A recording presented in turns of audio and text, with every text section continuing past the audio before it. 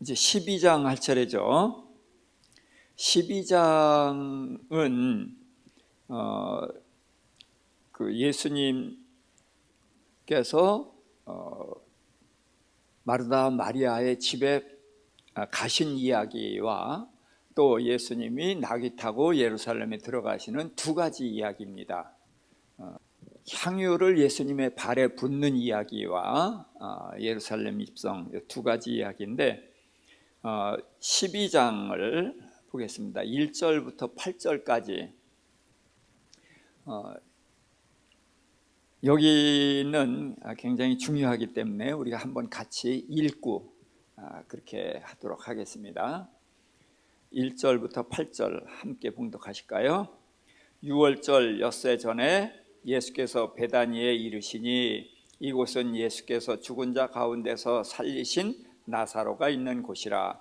거기서 예수를 위하여 잔치할세 마르다는 일을 하고 나사로는 예수와 함께 앉은 자 중에 있더라. 마리아는 지극히 비싼 향유 곧 순전한 나드 한 근을 가져다가 예수의 발에 붓고 자기 머리털로 그의 발을 닦으니 향유 냄새가 집에 가득하더라. 제자 중 하나로서 예수를 잡아줄 가룟 유다가 말하되 이 향유를 어찌하여 300데나리온에 팔아 가난한 자들에게 주지 아니하였느냐 하니, 이렇게 말하면 가난한 자들을 생각함이 아니요 그는 도둑이라 돈꾀를 맞고 거기 넣는 것을 훔쳐가미러라. 예수께서 이르시되 그를 가만두어 나의 장례할 날을 위하여 그것을 간직하게 하라. 가난한 자들은 항상 너희와 함께 있거니와 나는 항상 있지 아니하리라 하시니라. 아멘. 자, 이제 여기 말씀은 예수님의 생애를 굉장히 풍성하게 설명하는 그런 곳이에요. 자, 때가 언제죠? 6월절 엿새 전. 자, 6월절 엿새 전이면은 뭐 엿새 전이죠?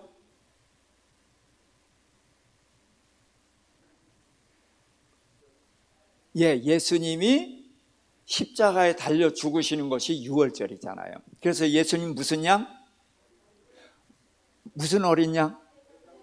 아니, 여기서는 6월절 어린 양. 6월절 어린 양이고 세상 죄를 지고 가는 하나님의 어린 양이고, 그래서 이 이름들을 딱 그 자리에 꽂을 수 있어야 돼요. 자, 예수님이 침례 요한에게 침례를 받으셨죠. 자, 그때의 예수님의 이름은 뭐예요? 침례 요한이 그렇지, 세상 죄를 지고 가는 하나님의 어린 양, 이게 답이란 말이에요. 이런 이름을 알면은 예수님이 어떤 분인지, 지금 이 자리가 무슨 자리인지 이걸 아는 거거든. 그래서 침례 요한은 무슨 침례를 줬죠?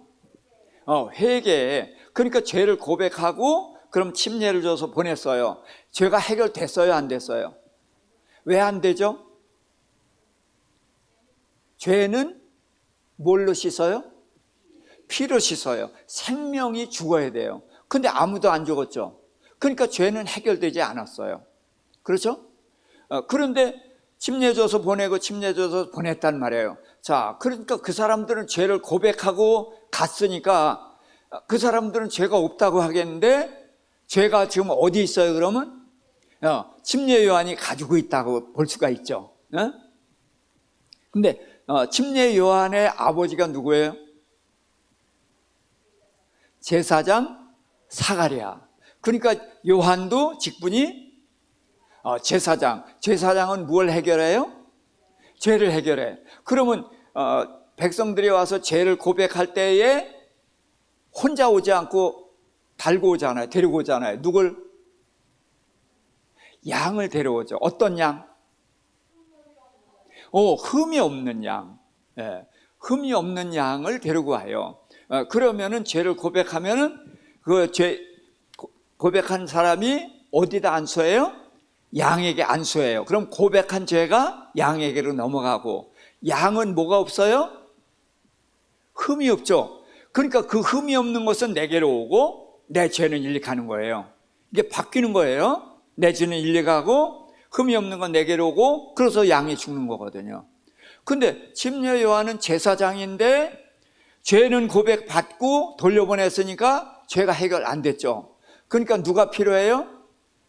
양이 필요해요. 근데 예수님이 오셨단 말이죠. 그때 예수님의 이름이 뭐예요? 세상 죄를 지고 가는 하나님의 어린 양. 그래서 백성들이 고백한 죄를 여기다 쌓아놓고 있었는데 그것을 예수님께 넘겨준 것이 된 거죠. 그랬을 때에 하늘이 열리고 하나님의 소리가 들려고, 이는 내 사랑하는 아들 기뻐하는 자다. 성령님이 내려오셨고 예수님은 물 위에서 올라오시고, 이런 삼위의 하나님이 한 공간에 나타나는 장면이 있었잖아요. 자, 그러니까 이름을 알면은 이름 해석이 쉬운 거예요. 그래서 유월절 엿새 전, 그러니까 유월절은 예수님과 무슨 관계가 있어요? 예수님이 무슨 양? 유월절 어린 양. 그래서 예수님이 유월절에 죽으신단 말이죠. 그럼 왜 유월절에 죽어야 돼요? 그럼 거슬러 올라가야지, 유월절로. 그렇죠? 자, 유월절에는 온 애굽에 있는 누가 죽어요? 장자가 죽어요. 근데 이스라엘은 안 죽었어요. 그렇죠? 왜? 이스라엘 백성이니까 안 죽었죠. 그래요? 뭐 때문에 안 죽었어요? 집집마다 양을 잡아서 양의 피를 문설주와 인방에다 발랐단 말이에요. 그래서 죽음의 이제 천사가 이제 거기를 가서 피를 보고 넘어가서 넘을유, 넘을월, 유월이라는 것이 6월달이 아니라 넘어가는 절기. 근데 뭐를 보고 넘어가요? 피를 보고 넘어가요. 무슨 피? 양의 피. 그래서 죽어야 되는 사람이 죽지 않았단 말이에요. 그래서 예수님은 우리가 죽어야 되는데 우리를 위해서 죽으시니까 유월절 양이 되는 거예요. 자, 그래서 우리가 예수님의 이름을 그 적세적소에다가 맞출 수 있어야 된단 말이죠. 그래서 여기선 유월절 양으로 죽으셔야 되니까 예수님이 죽기 엿새 전이다, 이제 그렇게 이해할 수가 있죠. 자, 그러면서 베다니에 이르셨다. 그러니까 베다니는 누가 사는 집이에요? 나사로, 또 마르다, 마리아, 나사로가 사는 집이란 말이에요. 그래서 나사로를, 죽은 나사로를 살렸죠. 그래서 죽은 지 나흘 됐을 때에 살렸단 말이에요. 그 집에 오셨어요. 그랬더니 자, 마르다는 뭐 하고 있어요? 예수님을 위해서 잔치를 해요. 또 마리아는 뭐 하고 있어요? 향유를 예수님의 발에 붓고, 그리고서 머리카락으로 발을 씻고 그렇게 했단 말이에요. 자, 그랬을 때에 여기서 가룟 유다라고 그랬는데 요한은 이런 면에서 옛날에 그 강한 모습이 나타나는 거예요. 가룟 유다 하면은 아주 요한의 그 가룟 유다에 대한 미움이 이렇게 커요.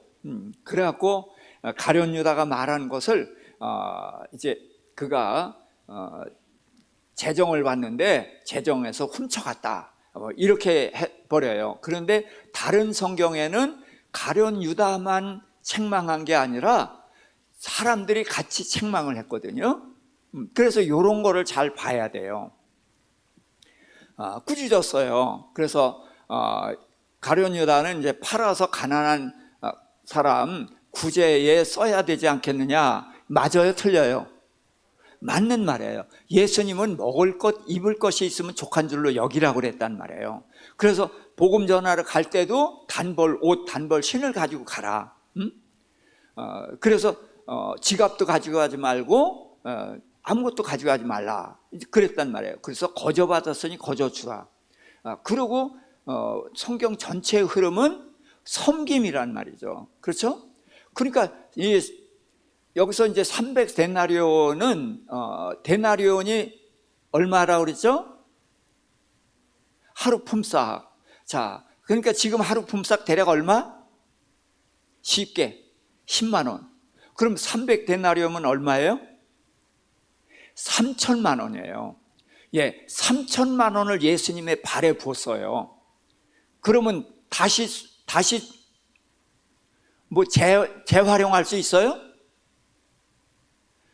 끝난 거예요. 자, 그러니까 오병이어의 기적을 베풀었을 때 예수님의 제자 빌립이 계산을 했어요. 그때에 200데나리온의 떡으로도 모자랄 거다. 그러니까 200데나리온이면은 그때 장정만 5천 명이니까 여자하고 아이들까지 하면 10,000명 정도 됐을 거란 말이에요. 그럼 200데나리온 가지고 10,000명 먹는데 300데나리온이면 몇명 먹어요? 15,000명이 먹을 것을 발에 부었어요. 잘했어요? 잘못했어요? 네, 잘못했다고 책망하는 게 당연한 거예요. 왜? 예수님의 가르침이 그렇거든. 그렇죠? 그러니까 가룟유다 잘못했다 이렇게 말하면 안 되는 거예요. 근데 우리는 그냥 예수님의 말씀이 무조건 맞으니까 이건 잘못한 거야, 마리아가 잘한 거야. 그런데 제가 늘 말씀드리지만 이사야서 55장 8절 9절에 뭐죠? 내 생각은 너희 생각과 다르고. 근데 어떻게 달라요? 하늘과 땅처럼 다르다. 그러니까 예수님의 말씀이 맞긴 맞아요. 그런데 우리가 알 수 있게 맞아요? 아니에요. 우리가 모른단 말이죠. 그래서 이제 묵상하고 또 짝을 찾아보고 이제 그렇게 해서 알아가는 거란 말이죠. 그러니까 여기에서도 제자들이 맞는 거예요. 예수님께 했는데 그걸 어떻게 책망을 해요? 그렇죠? 예수님의 가르침이 분명하기 때문에 예수님께 향유를 붓는데도 그걸 꾸짖을 수가 있었던 거죠. 그러니까 예수님이 맞다 너희들이 생각이 맞아, 그리고 마리아야 이렇게 하지 말아라, 그랬어야 정상인 거예요. 근데 예수님이 흐뭇하게 그걸 다 받으셨거든요. 자, 그러면서 뭐라 그러냐면 가만두어서 나의 장례를 위하여 이걸 간직하게 하라. 자, 그러면 마리아는 예수님이 죽어서 장례 이제 엿새 후에 죽으실 걸 알아요, 몰라요? 예수님이 죽으실 걸 아는 사람은 예수님 혼자 말고는 누구도 없는 거예요. 아무도 없어요. 근데 어떻게 마리아가 예수님이 죽으실 걸 알고 향유를 붓는가? 그러니까 이것을 생각해 봐야 되고, 또 가난한 자는 항상 있지만 나는 항상 있지 않는다. 맞죠? 가난한 자는 늘 있어요. 예수님은 어떻게 해요? 엿새 후에 죽으시고 이제 부활해서 승천하시잖아요. 그러니까 나는 오래 있지 않는다. 항상 있는 게 아니다. 그러니까 내가 마지막으로 호강 좀 하고 가는데 뭐 불만 있어? 그런 뜻으로도 들을 수 있단 말이에요. 근데 예수님 그럴 뿐은 아니죠. 그러니까 이제 여기에 굉장히 깊은 내용이 담겨져 있는 거예요. 그래서 우리는 예수님 말씀이니까 맞아 이렇게 가는 것, 이거 온당한 게 아니에요. 예수님 말씀이라도 우리의 수준에서 판단해야 돼요. 그래서 틀렸다 그러면은 여기에 우리가 모르는 하나님의 뜻이 있어. 예, 그거예요. 근데 우리가 맞다 그래 놓으면은 뜻은 모르면서 답만 아는 거예요. 예, 예수님이 틀린 거 아니죠. 근데 그게 무슨 뜻인지는 하나도 모르면서 예수님 맞아 그래 버린 거예요. 그래서 우리가 성경에 꽤 많은 데가 이렇게 알고 있어요. 답은 맞아 알아. 근데 그게 무슨 뜻인지는 하나도 몰라. 그러니까 이건 뭐예요? 컨닝해서 답 쓴 거나 똑같은 거예요. 이렇게 성경을 보면 안 되는 거거든요. 자, 그래서 이제 여기서 마리아와 마르다 이 두 사람에 대해서는 누가복음에서 그때 공부했었어요. 누가복음에서 이제 마르다가 예수님을 자기 집에 초청했단 말이에요. 그럼 예수님을 초청하면 예수님 혼자 오는 게 아니라 12 제자가 따라오죠. 그러니까 최소한 13명이 왔죠. 그러면 어쩌면 마을 사람도 몇 사람 있을 거고, 그러면 15명 이상 한 20명이 되잖아요. 그럼 음식 장만하는 일이 쉬워요, 어려워요? 어려워요. 갑자기 일이란 말이에요. 미리 준비했으면 모르는데 갑자기 된 일이니까 일손이 바빠요. 그러니까 마르다가 마리아를 보고 아마 그랬을 거예요. 문 조금 열고 마리아 이렇게 보면 나와. 그러면 어떻게 해요? 고개 싹 돌려버린단 말이에요. 그러니까 얼마나 싸가지가 없어. 시간은 급하지, 음식은 모자라지, 뭐 이것저것 모자라단 말이에요. 그러니까 할 수 없어서 예수님, 저 철딱선이 없는 동생 좀 내보내 주세요. 그러니까 당연히 예수님이 그래 나가서 언니 도와줘라 그런 거 정상이죠. 그래서 요청을 했는데 예수님 뭐라 그랬어요? 마리아가 좋은 편을 택했다. 그러면서 너는 몇 가지만 하든지 한 가지만 해라 그렇게 말씀을 하셨단 말이에요. 근데 이 말씀이 우리가 이해할 수 없는 말씀이거든. 근데 우린 벌써 이해를 해버렸어. 그래서 마르다는 잘못했고 마리아 잘했어. 자, 그러니까 교회에서 섬기는 사람들이 마리아예요, 마르다예요? 마르다. 그럼 칭찬도 못 받고 섬기면서 야단만 맞고 이런 갈등들이 굉장히 많단 말이에요, 이게. 그래서 예수님이 나는 뭐하러 오셨다? 섬김을 받으려 온 것이 아니라 도리어 섬기려 하고 자기 목숨까지 대속물로 주려 왔다. 그래서 예수님이 오신 목적은 섬기려 왔단 말이에요. 그런데 마리아는 뭐 하고 있어요? 예수님의 섬김을 받고 있으니까 예수님이 온 목적에 맞죠. 근데 마르다는 예수님을 섬기고 있어요. 그러니까 예수님의 목적과 맞지 않는 거예요. 이게 무슨 뜻이냐면 예수님과 만남은 예수님의 섬김을 받는 데서 시작이 되는 거다. 그래서 우리가 주님의 그 사랑을 받고 그 사랑과 은혜에 빚진 자가 돼서 주님을 섬기는 것, 그거를 받는 거죠. 이제 그게 여기에 나오는 거예요. 자, 그런 후에 이제 오늘 보니까 마르다가 뭐 하고 있어요? 예수님을 위해서 잔치를 해요. 잔치를 하면 반찬이나 뭐 이런 것들이 수십 가지가 되겠죠. 제가 중국에 가면은요, 중국 사람들이 기본으로 요리가 8가지는 나와야 기본이에요. 제가 가면 무슨 일이 있어도 8가지는 나와야 돼요. 그런데 저를 이제 대접한다고 해서 식당에 갔어요. 예약을 다 했더라고요. 그랬더니 둥그런 원탁이죠. 원탁에다 쫙 깔아놨어요. 그리고 그 위에 한 겹 또 깔았어. 그 위에 또 깔았어. 3층으로 깔은 것이 저를 최대한 대접을 한 거예요. 좀 그런 대접도 받아온 사람입니다.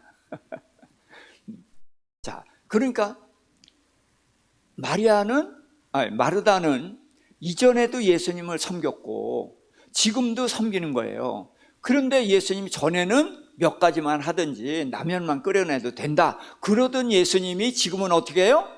잔치를 하는데 그걸 다 받으셔요. 그러니까 예수님이 달라졌죠. 그러니까 예수님이 변질됐느냐 이 질문도 해봐야 돼요. 전 이런 식으로 질문을 하는 게 왜냐면 예수님이 변질될 분이에요, 아니에요? 아니기 때문에 자신 있게 저는 이렇게 묻는 거예요. 그렇지, 변질 안 되지. 그런데 왜 달라지셨냐? 그러면은 변질이 아닌 더 높은, 하늘처럼 높은 뜻을 거기에서 발견해내야 되는 거죠. 그래서 저는 이런 식으로 성경을 보는 거예요. 자, 그래서 또 마리아는 이제 3천만 원을 붓는단 말이죠. 그러니까 예수님이 평상시에 3천만 원 예수님의 몸에 부으면 흡족해 하실 분이에요, 아니에요? 그럴 분이 아니에요. 근데 여기서 예수님이 그걸 받고 계시거든. 그러니까 이상한 거예요. 역시 예수님이 이것도 마지막이니까 내가 너희를 위해서 내 몸을 다 주는데 마지막에 호강 한번 하는데 불만 있어? 그런 뜻이 아니잖아요. 그렇죠? 그러니까 이게 도대체 무슨 뜻이냐? 뭐 장례를 위해서 했다 그러는데 마리아가 예수님 죽으실 거 알아요, 몰라요? 몰라요. 그러니까 이게 무슨 뜻인지 이게 진짜 수수께끼 같은 얘기잖아요. 그러니까 이런 것을 빨리 답을 찾으려고 하는 게 아니라 이제 묵상을 해봐야 되는 거거든요. 자, 그래서 우선 이제 11장에 무슨 일이 있었죠? 죽은 나사로 살렸죠. 자, 그런데 마르다 마리아가 예수님이 이제 죽은 지 나흘 만에 오니까 마르다가 가서 뭐라고 그랬어요? 예수님 마중 나가서 주께서 여기 계셨더라면 내 오라비가 죽지 아니었을 텐데, 그 말은 뭐예요? 왜 인제 오셨습니까? 하는 원망이죠. 마리아도 똑같이 했어요. 근데 그 말을 들은 예수님이 어떻게 했었어요? 분해하시면서 분통이 터져서 우셨어요. 나사로가 불쌍해서 우는 게 아니에요. 왜? 나사로는 살릴 건데. 그래서 나사로 잘 죽었다 그랬잖아요. 나사로 죽어서 나는 기쁘다 그랬죠. 왜? 다시 살려서 부활의 신앙을 일깨워 줄 거기 때문에. 그러니까 절대로 나사로 죽은 것 때문에 아니에요. 문제는 이들이 믿지 않는데, 이들이 뭘 안 믿어요? 뭐에 매여 있어요? 죽지 않는 데 매여 있죠. 예수님은 뭐를 가르치러 온 거예요? 죽었다가 다시 사는 것을 가르치려고 온 거예요. 그런데 오늘날 우리도 지금 여기에 있어요. 예? 자, 죽지 않는 게 좋아요? 죽었다가 사는 게 좋아요? 머리로는 그렇지. 머리로는. 그렇지? 그런데 지금 내가 병이 들어서, 암이 걸려서, 그러면 주님이 날 부르실 건가? 그렇게 생각하셔요? 얼른 수술받고 고쳐야 돼요? 그래야지. 예. 자, 이제 이런 것들이란 말이에요. 그래서 죽지 않는데 매여 있으면은 누구한테 종로로 타는 거예요? 지난번에 얘기했는데 사탄에게 종로로 타는 거다. 예. 죽는 것이 두려우면은 마귀에게 종로로 타는 거예요. 그래서 마르다도 마리아도 앵무새같이 부활을 얘기해요. 그런데 믿어요? 안 믿거든. 그래서 이제 예수님은 죽을 날이 얼마 안 남았는데, 이게 마지막 표적인데 하나도 안 믿는 거예요. 그러니까 부활을 안 믿으면 죽지 않는 데 매여 있는 거고, 그럼 누구한테 매여 있는 거예요? 마귀에게 매여 있는 거예요. 그러니까 예수님이 분통이 터져서 눈물을 흘리셨던 거거든요. 그러고서 무덤이 어디냐? 그래서 무덤을 갔어요. 돌 옮겨놓으라 그랬더니 마르다가 뭐라고 그랬어요? 썩어서 냄새가 납니다. 그 말은 뭐예요? 예수님 포기하세요. 살릴 수 없으니까 포기하세요. 그랬단 말이에요. 그런데도 예수님이 돌을 옮겨놓으라 하고서 살려주셨잖아요. 자, 그러니까 그런 다음에 마르다와 마리아는 예수님께 대한 어떤 마음이 생겼어요? 예수님을 믿는다고 했고, 그렇지만 예수님을 원망했죠. 그렇죠? 원망했고, 앵무새처럼 부활 다 얘기했지만 하나도 안 믿었죠. 나사로 살린다고 그러는데 살리지 마세요 하고 말렸죠. 그랬는데도 살려줬단 말이에요. 그러니까 이게 뭐예요? 은혜죠. 내가 받을 자격이 있어서요? 아마 내가 예수님이라면 알았어 그래 관두자 그랬을 것 같아요. 근데 예수님은 그런데도 불구하고 살려주셨죠. 그러니까 주님의 은혜와 사랑에 뭐가 됐어요? 저는 이것을 빚진 자라고 말하는 거예요. 빚진 자. 근데 갚을 수 있어요? 예수님께 갚을 수 있어요? 갚을 수 없어요. 그러니까 우리들이 할 수 있는 게 뭐예요? 마르다는 음식장만 하는 거니까 잔치를 하는 거고, 예? 빚진 자로서 하는 거예요. 그리고 마리아는 이게 아마 시집갈 때 가지고 가려고 했던 것 같아요. 그러니까 그거를 쏟아 부은 거예요, 예수님께. 그러니까 마르다하고 마리아하고 다 뭐예요? 내게 있는 것을 최선을 다해서 예수님을 섬기죠. 그런데 예수님은 나는 뭐하러 왔다? 섬김을 받으러 온 게 아니라 섬기러 왔다. 그럼 예수님이 왜 섬김을 받아요? 그 질문을 또 해야죠. 그러니까 예수님은 먼저 섬겨요. 그래서 먼저 섬겨서 섬김을 받은 사람이 주님의 은혜와 사랑에 빚진 자가 돼서 섬길 때에 그거는 받으신다. 그걸 받으시는 거예요. 그러니까 우리가 교회에서 하는 일, 제가 말씀을 가르치는 일, 이런 모든 일이 어떤 자세에서 해야 되는 거예요? 빚진 자. 근데요, 저도 이렇게 이제 어느 날은 정말 제가 생각해도 잘 전했어요. 준비한 것 이상으로 잘 전하면은 마음이 흐뭇해요. 그러면서 너 참 잘했다. 스스로 인정을 해요. 이제 그런데 그게 뭐예요? 어느새 누가 한 거예요? 내가 한 거예요. 이렇게 우리는 늘 내가 없어지지 않아요. 근데 지금 마르다와 마리아는 예수님을 위해서 잔치를 베풀었죠? 그러면서 예수님한테 예수님 이만큼 하면 주님 내가 잘하죠? 예수님 흡족하시죠? 그런 소리 하겠어요? 아니죠. 아무리 최선을 다해서 했어도 받은 은혜에 비해서는 은혜를 갚은 거예요? 못 갚은 거예요? 못 갚은 거예요. 이런 것을 주님은 받으신다. 빚진 자에게서 받는 거예요. 그래서 잔치를 받으시고 향유 3천만 원짜리도 받으시는 거예요. 자, 그 다음에 가난한 자는 항상 있는데 인자는 항상 있지 않는다. 자, 그 얘기는 맞죠. 엿새 후에는 가실 거니까. 근데 그 얘기가 아니라 지금 이 향유를 내가 받는 것은 가난 구제에 쓰는 돈의 의미와 내게 붙는 것의 의미가 다르다. 가난 구제는 뭐예요? 물질적인 거, 그런 필요를 채워주는 거죠. 근데 향유가 예수님이 필요해요? 필요 없어요. 그런데 향유를 예수님께 분 것이 가난 구제와는 또 다른 의미를 가지고 있다는 거예요. 자, 여기까지 이해가 되죠? 또 다른 의미가 있다는 겁니다. 그러면서 나의 장례를 위해서 간직하게 하라. 근데 예수님의 죽으심과 이걸 연결시키는 거예요. 자, 그러면서 마가복음 14장 4절 거기를 써놨죠. 어떤 사람이 어찌하여 이 향유를 허비하는가 그랬어요. 자, 향유 3천만 원짜리 발에 분 거 허비예요? 아니에요? 허비 맞죠?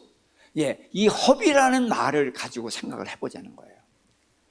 자, 로마서 5장 6절부터 8절 함께 우리가 아직 연약할 때에 기약대로 그리스도께서 경건하지 않은 자를 위하여 죽으셨도다. 의인을 위하여 죽는 자가 쉽지 않고 선인을 위하여 용감히 죽는 자가 혹 있거니와 우리가 아직 죄인 되었을 때에 그리스도께서 우리를 위하여 죽으심으로 하나님께서 우리에 대한 자기의 사랑을 확증하였느니라. 자, 제가 국가유공자거든요. 이제 월남전에 참전했다고 해서 국가유공자라고 해서 보훈병원에 가면은요, 의료비를 10%만 내면 돼요. 그래서 약을 한 보따리 주는데 그 이제 돈 10몇만 원어치예요. 3개월치. 그런데 저는 몇천 원 내요. 국가유공자라고. 그리고 제가 만약 거기서 죽었으면 어떻게 해요? 어디 묻혀요? 국군묘지 묻히죠. 그러면 제 이름이 올라가고 또 제 가족들이 그런 이제 예우를 받죠. 그래서 죽음은 의미가 있어야 되죠. 그렇죠? 그래서 나라를 위해서 죽거나 임금을 위해서 죽거나 진리를 위해서 죽거나 이러는 것이 의미가 있는 죽음이죠. 맞죠? 그런데 예수님은 누굴 위해서 죽었어요? 예, 경건하지 않은 자. 경건하지 않은 자는 이건 가치가 있어요, 없어요? 가치가 없는 자들이에요. 그러니까 그들은 그렇게 죽어 마땅한 거예요. 그렇죠? 그런데 그런 무가치한 자를 위해서 예수님 같은 분이 죽는 거, 이게 온당해요? 부당해요? 부당한 거예요. 그래서 저기 선인을 위하여 용감히 죽는 자가 혹 있거니와, 그건 잘하는 거라는 거예요. 또 의인을 위하여 죽는 자, 선인을 위하여 죽고, 자, 이런 것이 가치 있는 죽음인데, 우리가 아직 죄인 되었을 때에 그리스도께서 우리를 위해서 죽으신 것은 이건 낭비라는 거예요. 그래서 거기에서는 가치를 따질 수가 없어. 낭비도 이런 낭비가 없는 거예요. 발에다가 3천만 원짜리를 부어 버린 거, 이거 낭비인 것처럼. 그렇죠? 가난 구제하면 15,000명이 먹을 수 있는 거예요. 15,000명이 먹을 수 있는 걸 발에 부은 거 분명히 낭비거든. 그런데 예수님이 죄인을 위해서 마땅히 형벌받아 마땅한 자들을 위해서 죽는 것은 이건 정말 낭비 중에 낭비란 말이에요. 그래서 예수님의 죽으심, 장례와 향유를 연결시킨 거예요. 낭비했다는 면에 같아요. 자, 그런데 발에다 향유를 부어서 낭비해버렸어요. 그런데 집안에 뭐가 가득 찼어요? 향기가 가득 찼어요. 그러니까 낭비했는데 그것이 향기로 남아있죠. 자, 예수님이 죄인을 위해서 죽었어요. 낭비했어요. 자, 그런데 어떤 일이 일어났어요? 예수님이 내 죄를 위해서 죽으셨다는 것을 안 사람들이 어떻게 돼요? 변화되죠. 변화돼서 무슨 향기를 나타내요? 그리스도의 향기를 나타내요. 예수님이 내 인생을 이렇게 바꾸셔서, 그래서 예수님을 자랑을 하고 예수님을 전하고, 그리고 선하게 살고 의롭게 산단 말이죠. 그래서 우리를 보고 사람들이 그리스도께 영광을 돌리거든요. 그래서 너희 빛을 사람들에게 비치게 하여 저희로 너희 착한 행실을 보고 하나님께 영광을 돌리게 하라. 그러니까 어떤 사람이 착한 행실을 해요? 그리스도께 빚진 자가. 빚진 자가 주님의 뜻을 이루기 위해서 그렇게 살아가는 거예요. 그걸 사람들이 보고 저게 그리스도의 향기라는 걸 인정하고 하나님께 영광을 돌린다는 거예요. 그래서 예수님의 죽으심과 향유를 쏟은 것이 공통점이 뭐예요? 허비했다는 것이고, 허비로 끝나는 것이 아니라 향기로 남아서 여운이 계속된다는 거예요. 자, 이 부분이 꼭 이제 이해가 되길 바랍니다. 여기 굉장히 중요하거든요. 그래서 우리는 빚진 자로 살아야 돼요. 그래서 나를 움직이는 동기가 하나님의 갚을 수 없는 은혜, 말로 설명할 수 없는 그 큰 은혜가 내 안에 넘칠 때에 우리는 빚진 자로 살아가게 되는 거예요. 어떤 때는 하다가 안 되면은 때려치고 싶어요. 그렇지만 누가 때려치고 싶은 건 나예요. 그런데 내 안에 누가 있어요? 그리스도가 있어요. 이분에게 빚진 게 있어요. 그 빚진 것이 주저앉고 싶은 나를 다시 어떻게 일으키는 거예요.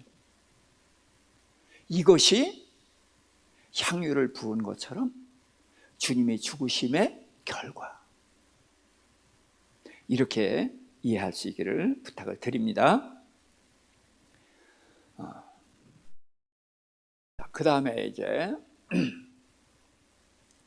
자, 로마서 1장 14절입니다. 헬라인이나 야만인이나 지혜 있는 자나 어리석은 자에게 다 내가 빚진 자라. 자, 누구 말이에요? 사도 바울이 얘기하는 거예요. 아니, 사도 바울이 무슨 헬라인, 야만인, 지혜 있는 자, 어리석은 자에게 빚을 졌을까요? 누구한테 빚졌어요?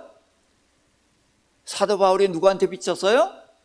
예수님께 빚졌죠. 왜? 예수 믿는 사람 죽였잖아요. 스데반 집사 죽이는데 증인 쓰고, 그러고서 예수 믿는 사람 다 잡아서 감옥에 넣고 예수를 부인하게 만들고 그랬었단 말이에요. 그러니까 나는 예수님께 어떤 존재예요? 죽어 마땅한 존재인데 예수님이 나를 죽이지 않고 지옥에 보내지 않고 구원해 주셨단 말이에요. 그래서 누구의 사랑에 빚졌어요? 그리스도의 사랑에 빚진 자가 된 거예요. 그런데 예수님께 갚을 길이 있어요, 없어요? 하늘에 계시니까 갚을 길이 없어, 그분께는. 근데 그분이 누굴 위해서 죽었어요? 헬라인이나 야만인이나 지혜자나 어리석은 자나 온 세상 사람들을 위해서 죽으셨잖아요. 그러니까 예수님께 빚진 것이 그리 갚을 수가 없으니까 결국 누구에게 빚진 거예요? 헬라인이나 야만인이나 지혜 있는 자나 어리석은 자나 사람들에게 빚졌다는 거예요. 그래서 바울은 빚진 자로서 일을 하는 거예요. 8장 12절입니다. 그러므로 형제들아 우리가 빚진 자로 돼 육신에게 져서 육신대로 살 것이 아니니라.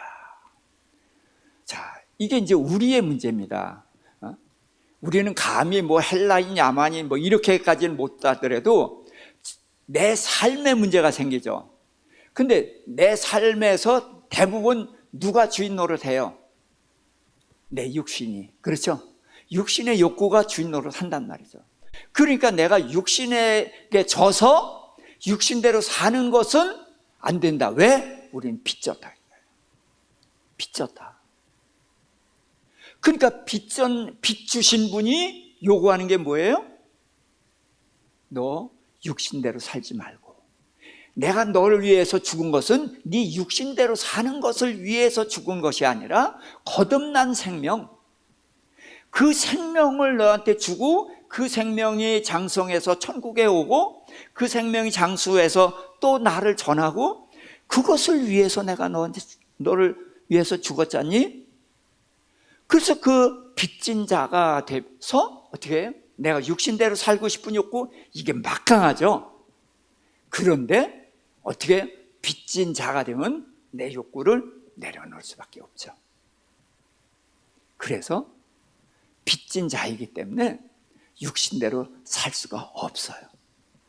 그래서 육신의 욕구를 내려놓고 내 속사람, 이 사람을 위해서 이제 주님이 기뻐하신 뜻을 위해서 살아가야 된다.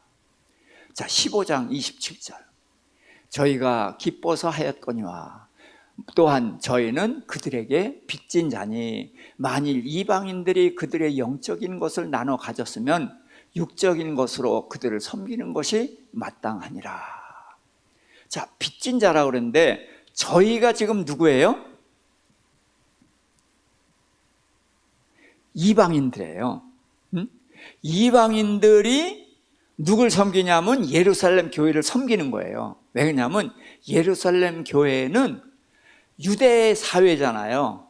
여기가 하나님의 나라임에도 불구하고 유대인들이 이게 사탄의 앞잡이 노릇해서 교회를 핍박하고 있잖아요.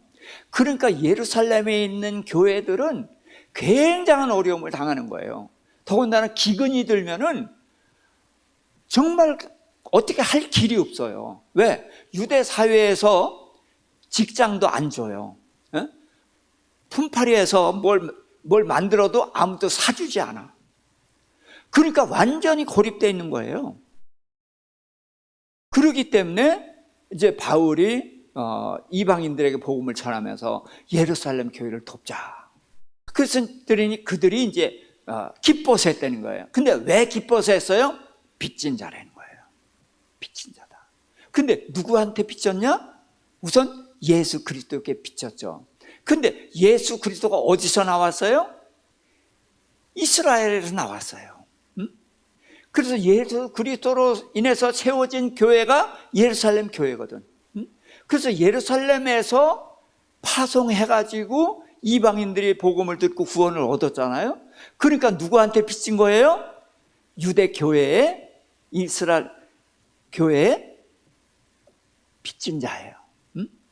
그래서 이방인들이 그들에게서 영적인 것을 받았잖아요. 그렇죠? 영적인 것을 받았으니까 빚진 자예요. 그런데 영적인 것으로 갚을 수는 없어요. 그건 받아야 되는 거니까. 그런데 이들에게 뭐가 있어요? 육적인 것이 있는 거예요. 그래서 육적인 것으로 섬기는 거예요. 그것이 마땅하다. 근데 여기에도 빚진 자, 빚진 자 하면은 내가 주인이 아니라는 거예요. 그래서 주인이 바뀌었다. 그래서 성경에 보면은 이제 순교자들이, 이제 계시록에 보면 순교자들 얘기가 나오는데, 순교자들을 뭐라고 표현하냐면 목배임 당한 자라고 표현을 해요. 근데 사도 바울은 목배임 당했어요. 근데 베드로가 목배임 당했어요?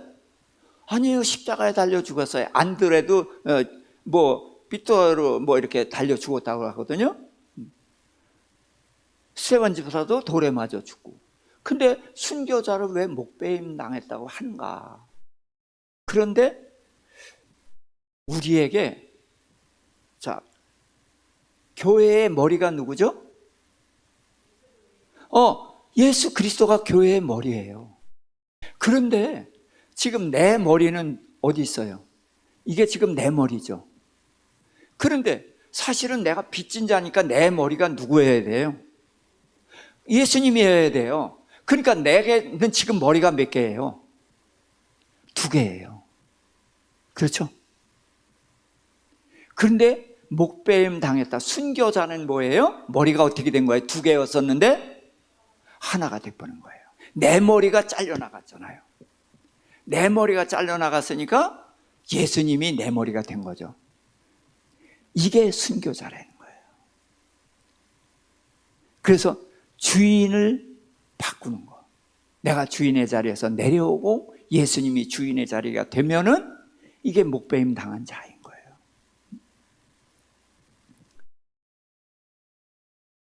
자, 그래서 이 마르다와 마리아는 섬김에 대해서 우리에게 교훈하는 것입니다. 그래서 섬김은 누구로부터 시작된다?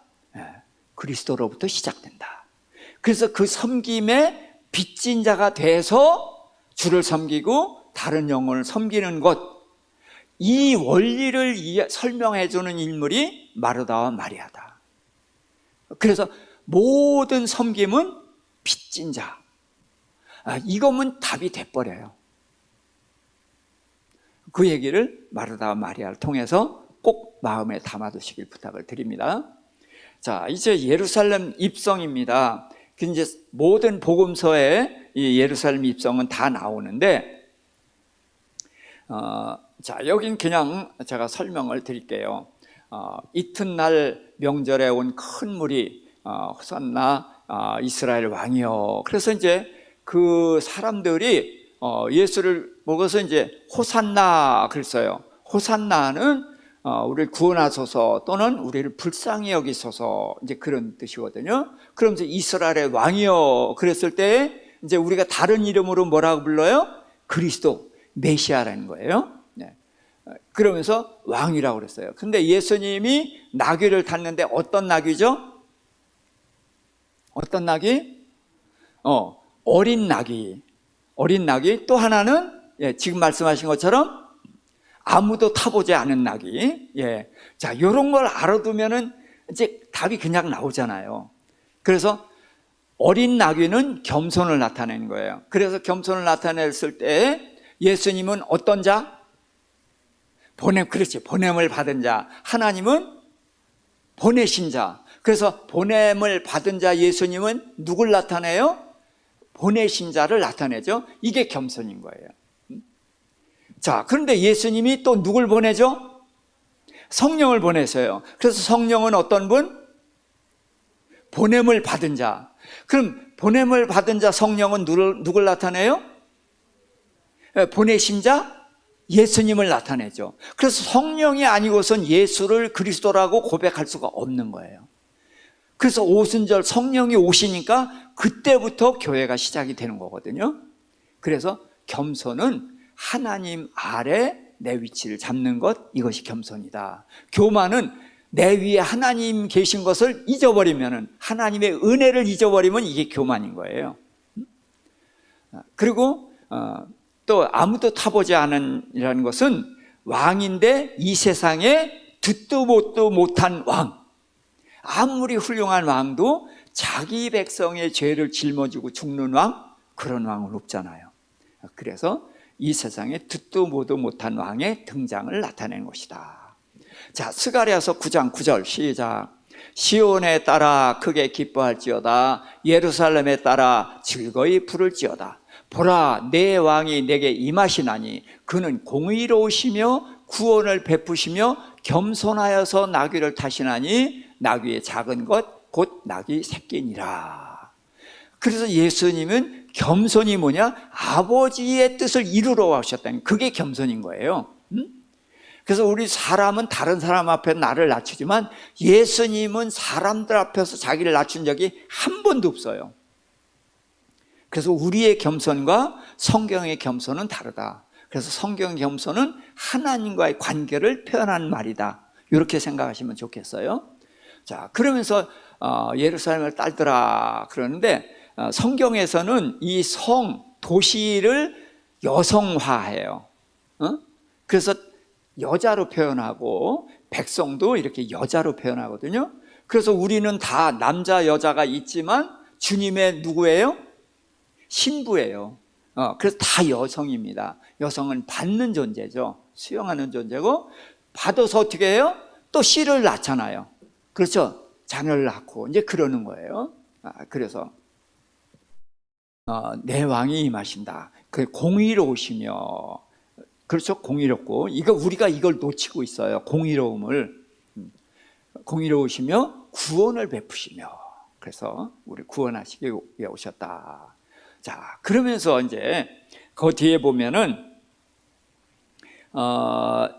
20절부터 24절까지만 읽습니다. 시작. 명절에 예배하러 올라온 사람 중에 헬라인 몇이 있는데 그들이 갈릴리 벳세다 사람 빌립에게 가서 청하여 이르되 선생이여 우리가 예수를 배우고자 하나이다 하니 빌립이 안드레에게 가서 말하고 안드레가 빌립의 예수께 가서 여쭈니 예수께서 대답하여 이르시되 인자가 영광을 얻을 때가 왔도다. 내가 진실로 진실로 너에게 이르노니 한 알의 밀이 땅에 떨어져 죽지 아니하면 한 알 그대로 있고 죽으면 많은 열매를 맺느니라.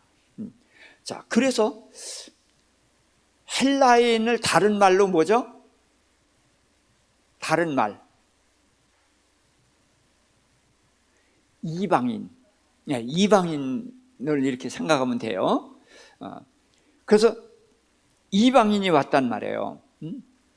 이방인이 오니까 예수님이 영광을 받을 때가 왔다. 그런데 예수님이 영광을 어디서 얻어요? 십자가에서 영광을 얻어요. 그러면서 한 알의 밀이 땅에 떨어져 죽으면 많은 열매를 맺는다, 이런 말씀을 하셨거든요. 그런데 여러분들 설교를 이렇게 들어보면은 한 알의 밀알이 땅에 떨어져 어떻게 하면은 죽는다는 표현 아니고 다른 표현 쓰죠. 썩는다는 표현 쓰죠. 이거 썩는다는 표현 쓰면 절대로 안 되는 거예요. 자, 썩으면 씨가 나요, 안 나요? 안 나요. 그런데 이상하게 썩는다는 말이 자꾸 퍼져나가요, 점점. 이런 것들이 참 너무나 안타까운 거예요. 성경에서 썩으면 멸망하는 거예요. 심판하는 거예요. 그래서 죽어야 되는 것입니다. 그래서 요거는 꼭 그렇게 이해를 하시고, 자, 10장으로 가볼까요? 10장 앞에 10장 16절 시작. 또 이 우리에 들지 아니한 다른 양들이 내게 있어 내가 인도하여야 할 터이니 그들도 내 음성을 듣고 한 무리가 되어 한 목자가 있으리라. 이 우리에 들지 않은 다른 양이 뭐예요? 이게 이방인이고 헬라인이고, 이렇게 표현되는 거예요. 그래서 성경의 표현을 이제 단어를 다른 단어로 이렇게 바꿔서 쓸 수 있어야 돼요. 제가 거룩이 뭐라고 표현하죠? 다르다고 표현을 하죠. 예, 다르다고 표현할 때에 거룩이라는 의미가 더 확실해지거든요. 그래서 하나님이 거룩하셔요. 그럼 뭐예요? 우리는 다 피조물이고 하나님은 창조자시니까 전혀 달라요.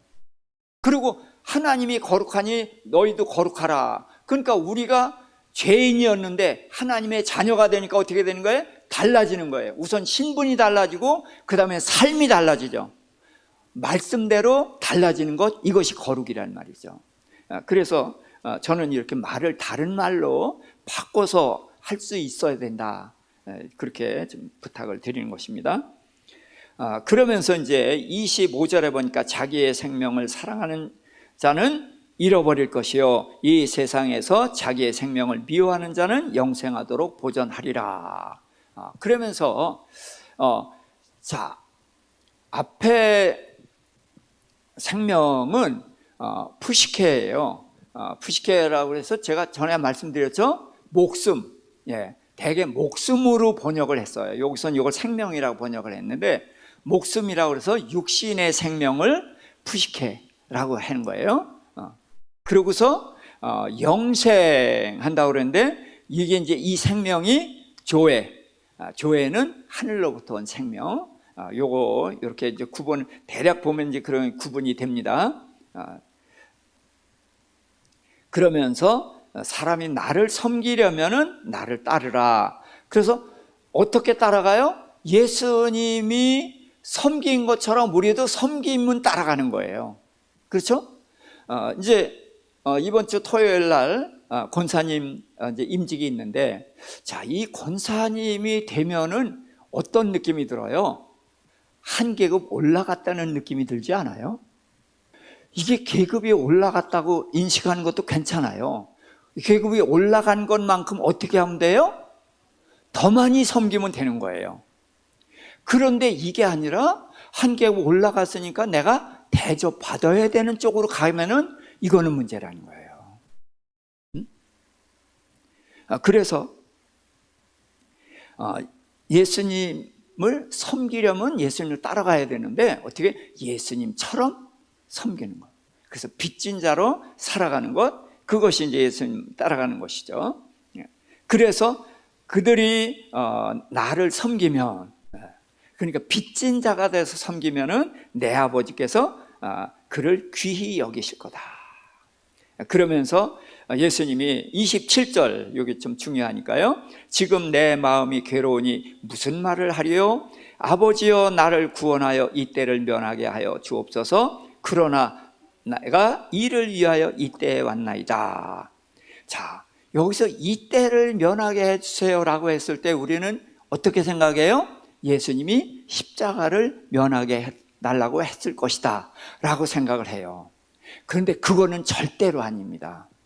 예수님은 십자가를 지러 오셨고 이것 때문에 계속 말씀을 하셨어요. 그래서 마태복음 공부했지만 16장 16절에서 주는 그리스도시요라는 고백이 나오니까 예수님이 교회를 세울 것을 말씀하시면서 죽었다가 살아날 것을 말씀하셨거든요. 그때서도 계속 말씀하신 거예요. 변화산에서도 말씀하시고 계속 말씀하셨는데 이게 뭐예요? 제사장 직분이죠. 그래서 베드로가 절대로 안 됩니다 그랬더니 사탄아 물러가라고 했단 말이에요. 그러면서 너희가 목숨을 빼앗는 자를 두려워하지 말고 목숨과 아울러 영혼을 멸하는 자를 두려워하라 그랬잖아요. 그렇게 말씀하신 분이 목숨 빼앗는 것을 두려워했다라고 하면 말이 안 되죠. 그렇죠? 여기서 예수님이 이 때를 면하여 달라는 것은 아버지로부터 버림받는 거예요. 예수님이 십자가를 지지 않으면 성경 전체가 다 무너지는 거예요. 창세기 3장 15절서부터 또 이사야서 7장 7절에 여자의 후손, 처녀가 잉태해 아들을 낳고 임마누엘, 이런 게 다 무너지는 거예요. 그런데 예수님은 이 십자가 사역은 한 번도 그런 건 거부하려고 하신 적이 없어요. 근데 아버지께서 예수님을 버리시거든요. 이게 뭐냐면 이건 영적인 죽음인 거예요. 자, 죽음을 제가 뭐라고 표현했죠? 분리. 그래서 우리가 일반적으로 두려워하는 죽음은 영혼과 육체가 분리되는 거예요. 이거는 두려워할 게 아니에요. 믿지 않는 사람은 이게 두렵죠. 이제 이때부터 지옥이 시작된 거니까. 그렇지만 믿음을 가진 사람은 이걸 두려워하지 않아야 되는 거거든요. 왜? 거기가 바로 성경의 표현은 뭐 하는 거예요? 자는 거예요. 그래서 자다가 깨죠? 어디서 깨요? 천국에서 깨는 거예요. 그러니까 이 죽음은 두려워하는 게 아닌 거예요. 그런데 두 번째 죽음이 뭐예요? 하나님으로부터 분리. 이거는 끝나는 거거든요. 지옥 가는 거란 말이죠. 그래서 예수님은 이거를 피하게 해달라고 한 거예요. 왜 그러냐? 예수님 십자가를 지어서 우리를 구원하는 일은 다 하겠다는 거예요. 그러니까 하나님이 예수님을 버리지 않아도 그 사역은 이루어져요? 안 이루어져요?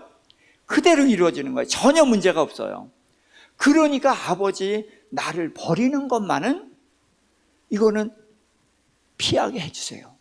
그러면서도 아버지의 뜻대로 되길 원하나이다 하고 하거든요. 이게 뭐냐 하면은 예수님은 한시도 아버지와 떨어져 본 적이 없어요. 근데 여기서 버림을 받는 것이 예수님께는 엄청난 충격인 거예요. 우리는 3일인데 3일 동안 좀 떨어져 있으면 어때? 그렇잖아요? 근데 예수님에게는 이것처럼 두려운 일이 없는 거예요. 그래서 이것만은 면하게 해달라고. 그러면서도 왜 받아들이냐? 왜 버리시느냐? 이게 중요한 거예요. 왜 버리셔요? 예수님이 미워서 버리셔요? 아니에요. 예수님은 사랑스러워요. 그래서 침례 요한에게 세상 죄를 짊어졌을 때 뭐라고 하셨어요? 하나님이 이는 내 사랑하는 아들이요 내 기뻐하는 자라고 하셨단 말이에요. 그렇게 사랑하고 기뻐한다고 하셨는데 왜 버리냐고요.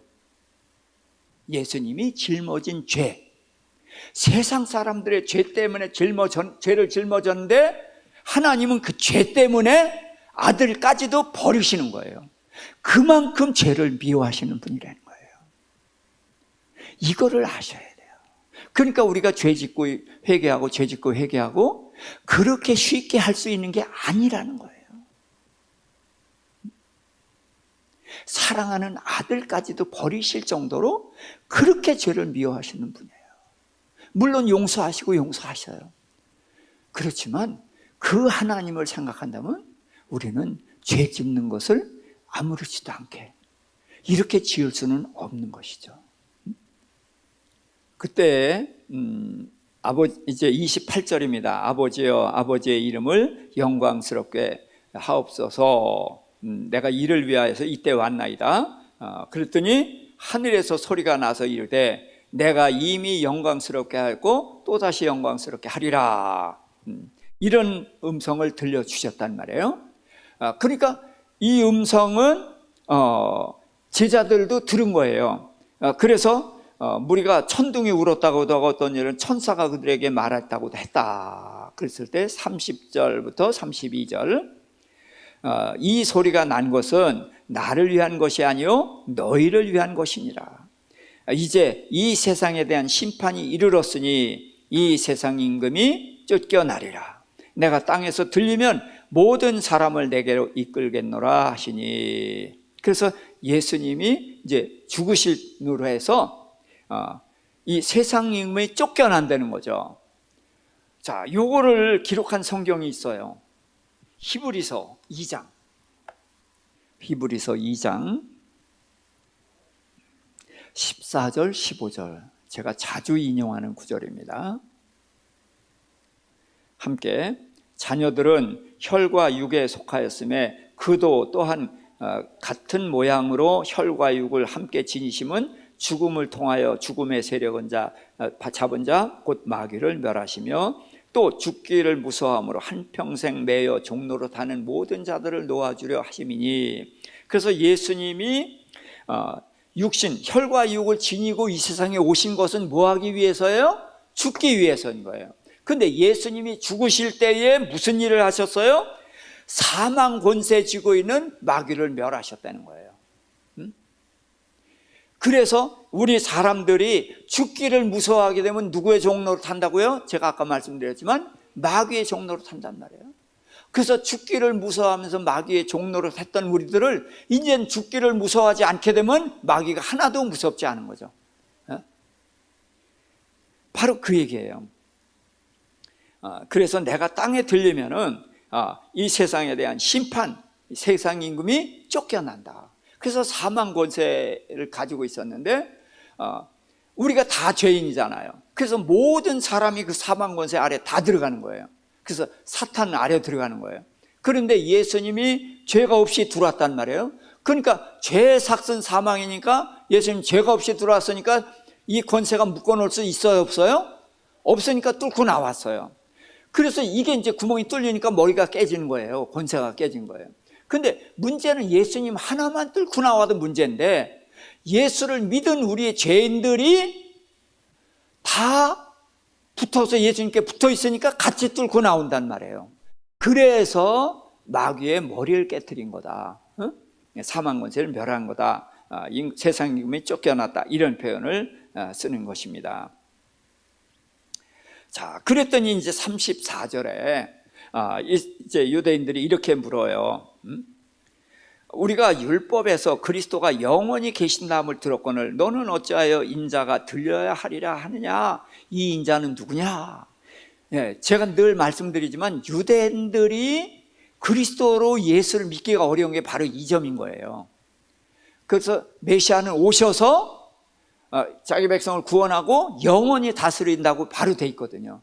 그리고 심판하는 걸로, 보복하는 걸로. 그런데 갔다 온다고 그러니까, 그래서 예수님이 뭐라고 얘기하셨죠? 누가복음에서, 누가복음 잠깐 갑시다. 누가복음 4장이죠 17절부터 19절. 자, 시작. 선지자 이사야의 글을 드리거늘 책을 펴서 이렇게 기록된 데를 찾으시니 곧 주의 성령이 내가 임하셨으니 이는 가난한 자들에게 복음을 전하게 하시려고 내게 기름을 부으시고 나를 보내사 포로된 자에게 자유를, 눈먼 자에게 다시 보게 함을 전파하며 눌린 자를 자유롭게 하고 주의 은혜의 해를 전파하게 하려 하심이라 하였더라. 그래서 은혜의 해를 전파한다 그랬는데 여기에 이사야서 61장 1절을 가보겠습니다. 여기서 은혜의 해만 얘기했어요. 이사야서 1절 2절. 자, 주 여호와 영이 내게 내리셨으니 이는 여호와께서 내게 기름을 부으사 가난한 자에게 아름다운 소식을 전하게 하려 하심이라. 나를 보내사 마음이 상한 자를 고치며 포로된 자에게 자유를, 갇힌 자에게 노임을 선포하며 여호와의 은혜의 해와 우리 하나님의 보복의 날을 선포하여 모든 슬픈 자를 위로하되. 그래서 은혜의 해와 보복의 날이 이게 붙어 나오거든요. 그러니까 그리스도가 가요, 안 가요? 오면 영원히 있는 거예요. 근데 예수님은 은혜의 해만 얘기하고 보복의 날은 얘기 안 하셨죠. 왜? 이것은 갔다 오셔서 할 일이란 말이에요. 그러니까 유대인들은 이걸 이해를 못하는 거예요. 그래서 이제 그들이 율법에 그리스도가 영원히 계신다 그랬다. 그렇죠? 영원히 계시죠. 근데 너는 어떻게 간다고 그러느냐? 들려야 된다고 그러냐? 이렇게 이제 질문을 하는 거란 말이죠. 그랬을 때 예수님이 너희가 잠시 동안 빛이 너희 중에 있을 때 어둠에 잡히지 않도록 해라. 36절에 너에게 아직 빛이 있을 동안에 빛을 믿으라. 그리하면 빛의 아들이 되리라. 그래서 예수님이 빛이시잖아요. 그래서 빛을 믿으면은 빛의 아들이 된다. 그래서 제가 창세기 1장 공부할 때 그랬죠. 땅이 어떤 상태에 있었죠? 혼돈과 공허와 흑암의 상태, 어둠의 상태에 있었단 말이죠. 근데 예수님 성경이 제일 먼저 만드는 게 빛을 만드시고 빛과 어둠을 나누셨잖아요. 그랬어요. 근데 요한복음 1장에 보면은 온 세상에 어둠인데 빛이 오셔서 어둠의 빛을 비치되 어둠이 깨닫지 못하더라. 이거는 사람이죠. 온 세상이 죄인인데 예수님 혼자 빛을 비췄고, 그래서 빛을 받아들인 사람이 빛의 자녀가 되고, 이게 이제 교회란 말이에요. 그런데 천국에 가면은 어둠이 없는 빛의 세계가 되는 거다. 이제 그거를 말씀드리는데 여기 이제 그런 말씀이에요. 자, 그래서 예수님이 아무리 이렇게 말씀을 해도 이 사람들이 이제 믿지 못한다는 거죠. 그래서 이제 관리 중에도 믿는 자들이 많았어요. 근데 출교당할까봐 두려워했다. 그래서 출교라는 거 이제 여러분들 이해하시죠? 이 교회 안 나오면 다른 교회 가면 되는 게 아니에요. 출교라는 것은 우리 말하면 대한민국 땅에서는 나는 누가 죽임을 당하고 뭘 해도 전혀 보호받을 수가 없는 거예요. 이제 그런 세상이 되는 거거든요. 그래서 출교당하는 것은 굉장히 두려운 겁니다. 그래서 스데반 집사 돌로 쳐 죽여도 괜찮잖아요. 전혀 문제가 안 돼요. 이제 그런 세상이 되는 거기 때문에 출교당한 것은 두려운 게, 왜냐하면 이 사람들이 뭐예요? 관리는 있는 사람이에요? 가진 사람이에요? 빈손이에요? 가진 사람이에요. 이거를 버린다는 게 쉬운 게 아니란 말이에요. 가난한 사람은 어차피 없으니까 쉽게 따라오는데 가진 사람은 버리기가 쉽지 않거든. 그래서 믿으면서도 출교당할까 두려워했다. 그래서 그 사람들은 사람의 영광을 하나님의 영광보다 더 사랑하기 때문이다. 이제 이렇게 아주 요한은 사랑의 사도라고 하잖아요. 사랑의 사도라고 하는데 이런 데 보면 아주 칼같이 냉정한 데가 있어요. 그런 요한의 모습 이렇게 볼 수 있기를 바랍니다. 그러면서 나를 믿으면은 보내신 이를 믿는 거고, 또 나를 보는 자는 나의 보내신 이를 본다. 그러니까 예수님은 하나님의 배우다, 대역 배우다, 이렇게 보면 돼요. 그래서 하나님은 안 보이시잖아요. 그런데 예수님을 보면은 보이지 않는 하나님을 볼 수가 있는 거예요. 네. 그렇게 이해해도 충분히 됩니다. 그래서 내가 빛으로 온 것은 어둠에 거하지 않게 하려 함이라. 그래서 우리가 다 어둠에 거하고 있고 이게 전부인 것, 당연한 것처럼 아는데 여기서 이제 빛을 보기 시작하고 그러면은 이제 조금씩 보이죠. 그래서 나중에 보면은 이 세상에 있는 것들이 정말 우습게 보이게 되는 거예요. 이건 정말 우스운 거구나. 그래서 갈 때는 다 빈손으로 가잖아요. 그리고 아무리 어째도 이제 하나님께서 필요해서 채우시면은 다 채우신다. 이제 이런 믿음을 갖게 되면 되는 거죠.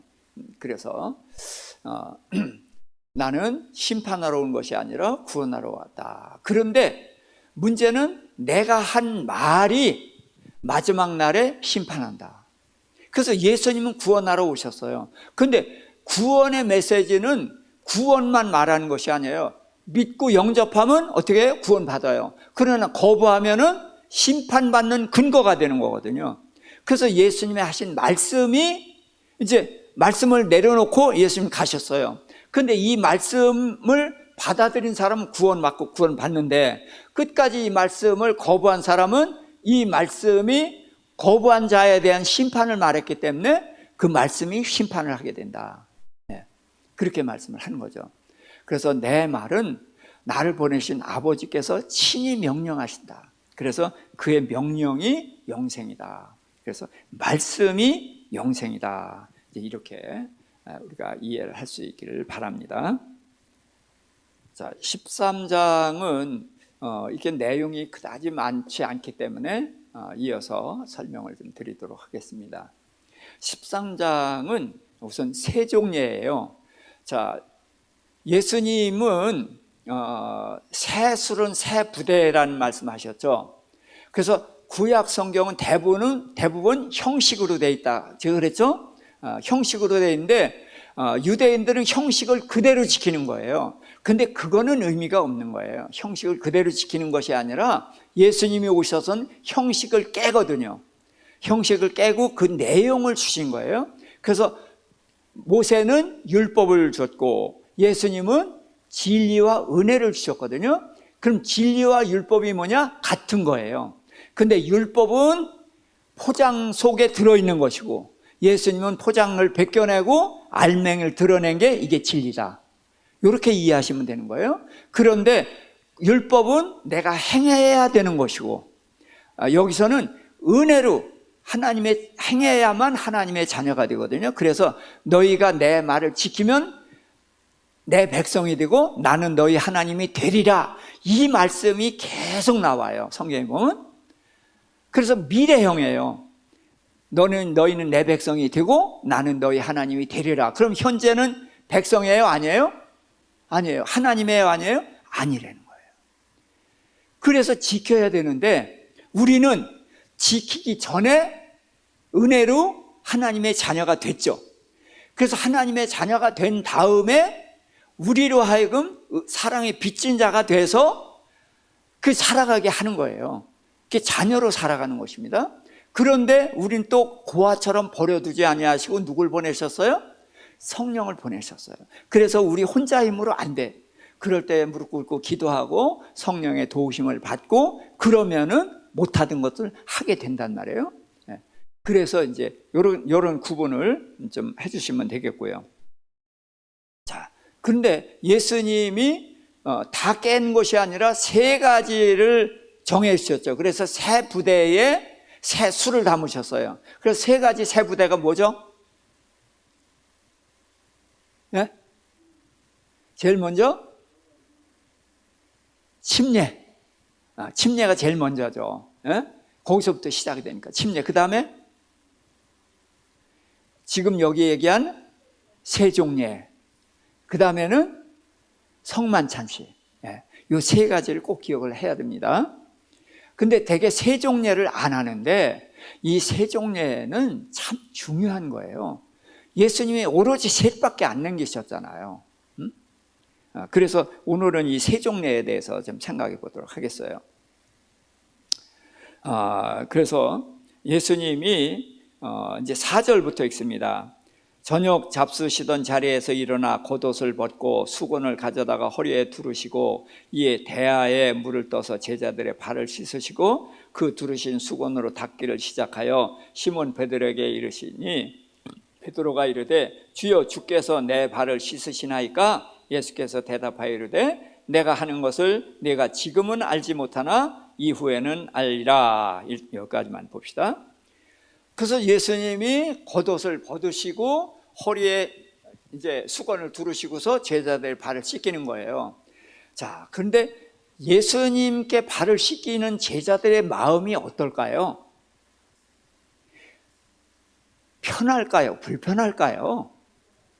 아주 불편하죠. 그런데 다른 제자들은 감히 뭐라고 못하는데 베드로는 어떤 사람이냐? 생각이 나면 생각나는 대로 말하고 행동하는 사람이에요. 그러니까 베드로는 자기 차례가 되니까 절대로 못 시킵니다. 그렇게 얘기를 하거든요. 왜?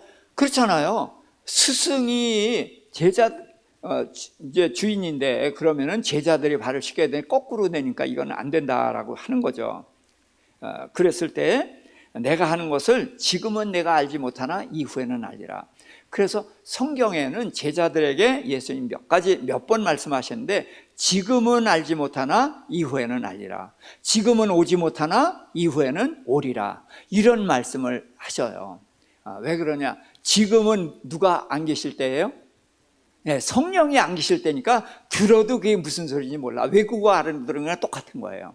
근데 이제 성령이 오시면은 그 말이 이해가 되고 그리고 또 그때는 할 수도 있게 된다는 거예요. 그래서 이후에는 알리라. 자, 그랬더니 베드로가 절대로 시킬 수 없습니다. 이제 이렇게 말하는 게 당연한 거죠.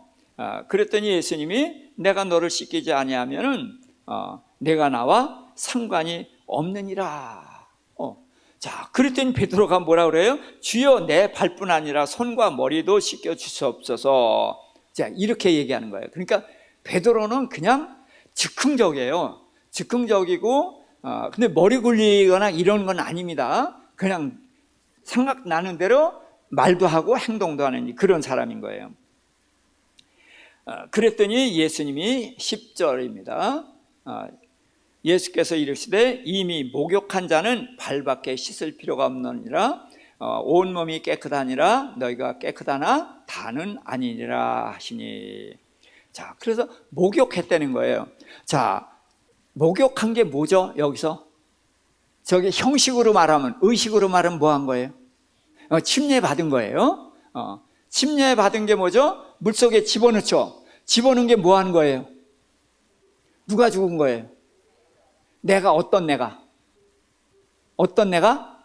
그렇지, 옛사람이 죽는 거예요. 옛사람이 죽었어요. 그런데 이제 끄집어내주는 겁니다. 내가 나오는 게 아닙니다. 물속에 들어가면 끄집어내줘야 돼요. 이천수 목사님 그러다가 사람 하나 집어넣고서 그럼 무슨 일이 있어서 나왔어요. 근데 이분이 정말 진짜 침례가 뭔지를 알고서 안 나온 거예요. 그 다음 목사님이 정말 어쩌다가 왜 나왔는지 모르겠지만 그러다가 들어가 보니까 물속에 그대로 있는 거예요. 얼른 끄집어내보니까 이미 호흡에 문제가 있어가지고, 그래서 큰일 날 뻔했는데 이제 위기를 넘겼거든요. 근데 그 사람이 진짜 침례를 받은 거예요. 죽는 거예요, 죽는 거. 근데 우리가 다시 살아요? 주님이 다시 살려주시는 거죠. 그래서 거듭나는 것은 내가 나는 게 아니죠. 그렇죠? 그래서 거듭나는 거예요. 그래서 죽고 거듭나는 건데,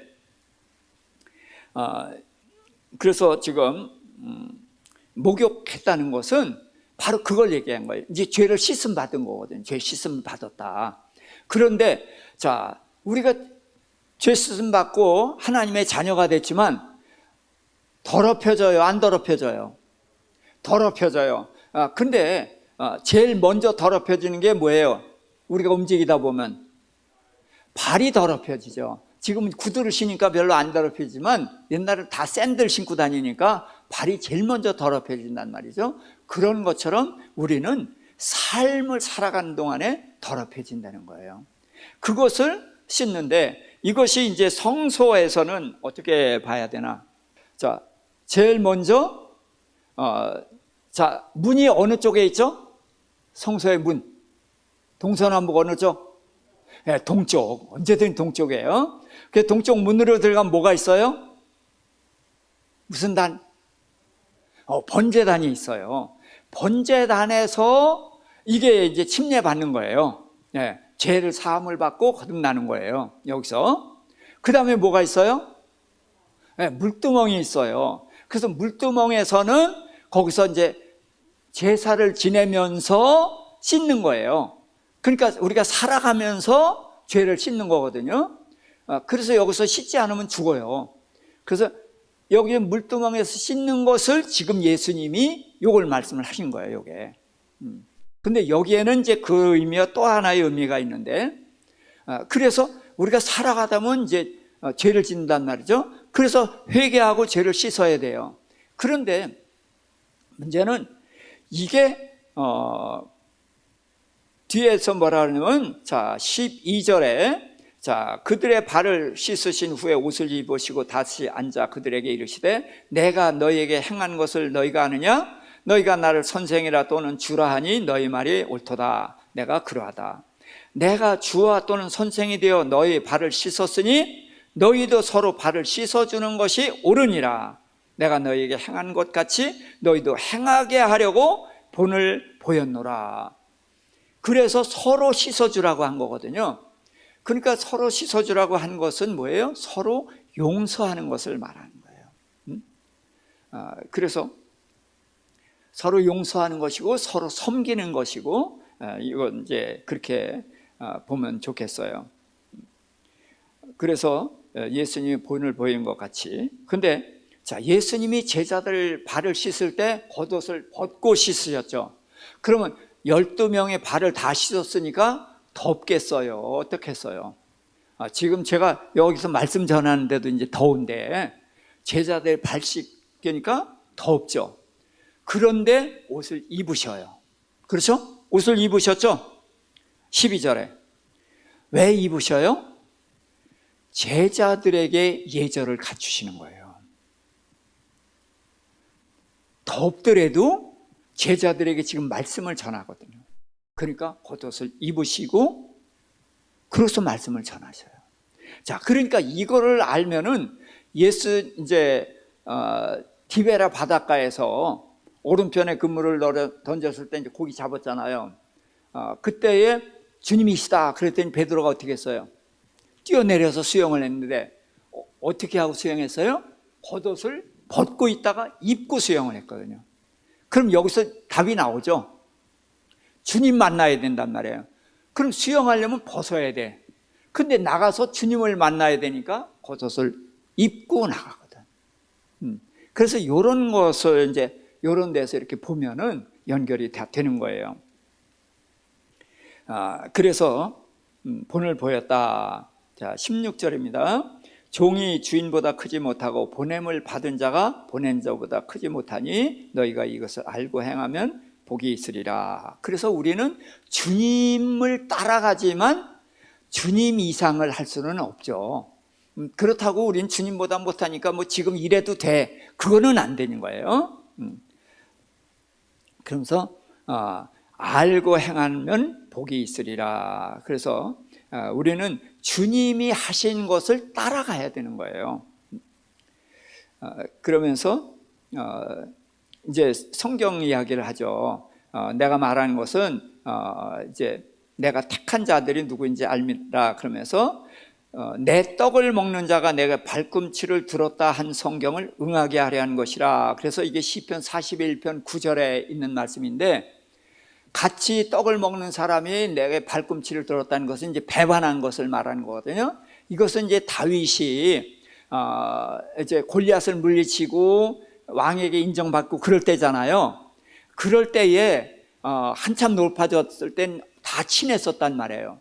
근데 사울이 죽이려고 하니까 그 사람들이 누구 편 들어요? 다 사울한 편에 들었잖아요. 이제 그때의 그런 마음을 표현한 건데, 이게 이제 예수님의 생애를 표현한 것이 되는 거예요. 그래서 성경은 다 예수님에 대한 기록이 되는 것이거든요. 자, 그러면서 내가 일이 일어나기 전에 미리 말하는 것은 일이 일어날 때에 내가 그인 줄 너희를 믿게 하려 함이라. 그래서 예수님은 성경에 기록된 대로 와서 기록된 대로 가거든요. 자, 그러면서 너희 중 하나가 나를 팔리라 그런 말씀을 하시는데, 내가 진실로 진실로 이렇게 말씀을 하셨어요. 그래서 예수님의 말씀은 세 가지로 하셔요. 하나는 그냥 말씀하셔요. 또 하나는 진실로 말씀하셔요. 어떤 경우엔 진실로 진실로 이렇게 말씀을 하셔요. 그러면 그 비중은 대개 이해가 되겠죠? 그래서 진실로 진실로라고 할 때는 그것은 반드시 이루어지는 일이고 중요한 의미가 있을 때에 이런 말씀을 하셔요. 그래서 너희 중 하나가 나를 팔리라 그랬을 때 그 배반당하는 주님의 마음이 얼마나 아프시겠어요. 그리고 배반한 가룟 유다의 미래가 뭐가 되는지 보이잖아요. 그거를 주님은 그 사랑하는 제자이기 때문에 그것을 볼 때 너무나 가슴이 아픈 거죠. 그래서 이런 표현을 하셨다 그렇게 생각이 듭니다. 자, 그랬더니 이제 제자들이 궁금한 거예요. 누가 파나? 그랬더니 그때 이제 여기 보면은 23절에 예수의 제자 중 하나가 그 사랑하시는 자가 예수의 품에 의지하여 누웠는지라. 그래서 우리가 성만찬식, 여기 지금 성만찬식 거기에 갔거든요. 성만찬식에 보면 다 식탁에 앉아 있죠. 근데 유대인들은 그 당시에는 식탁에 앉은 것이 아니라 바닥에 우리처럼 앉았던 것 같아요. 그리고 신발을 벗고 들어가고요. 그래서 발을 씻잖아요. 그렇죠? 발을 씻고서 들어가니까 맨발로 들어가는 거예요. 우리랑 같은 것 같아요. 그러니까 들어가서 바닥에 앉으니까 우리는 책상다리하고 앉거나 그러잖아요. 무릎을 꿇거나. 그런데 아마 이 유대인들은 다리를 이렇게 좀 뻗었던 것 같아요. 그러니까 12명이 이렇게 발을 옆으로 이렇게 뻗고 그러면은 멀찍멀찍 하면은, 그러니까 예수님이 이렇게 비스듬하게 누워 있으면은, 이렇게 누워 있을 때 요한이 요렇게 있지 않았을까? 그러니까 앞에서 뭔가 품에 있는 것 같죠. 아마 이런 모습이었던 것 같아요. 그러니까 예수님 품에 있는 자에게 이제 베드로가 머리짓으로 이해하시죠? 머리짓으로 알아봐, 물어봐, 이제 그렇게 얘기를 한 거예요. 말씀하신 자가 누구냐 그랬더니 주여 누구니까 그랬더니 예수님이 내가 떡 한 조각을 적셔서 주는 자가 그니라 하고 한 조각을 적셔서 가룟 유다에게 줬다. 자, 어디에다 적셔 줬을까요? 꿀찍어다 줬을까요? 그럼 어디? 포도주에다 찍어줬을까요?